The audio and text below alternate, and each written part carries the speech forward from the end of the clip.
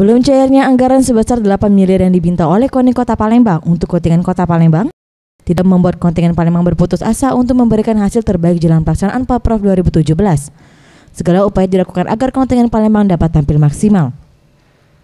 Menurut Heri Aprian Ruswan, Kadispora Kota Palembang, sejauh ini Dispora Kota Palembang telah melakukan koordinasi dengan pihak ketiga seperti BUMD dan Bank Daerah untuk sementara mensponsori kontingen Palembang, terutama anggaran untuk pemusatan dan program latihan setiap cabur.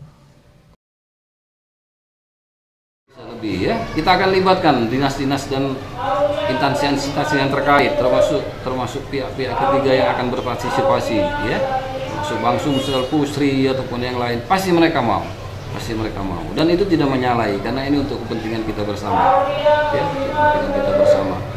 Pak, dari Palembang sudah diarahkan oleh Bapak Wali Kota, kita harus juara umum dengan target medali yang lebih baik lagi, ya. Target pencapaian medali yang lebih baik lagi.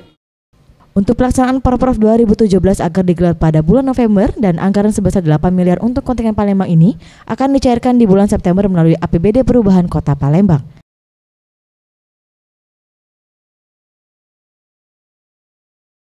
Fredo Satria, Sriwijaya TV.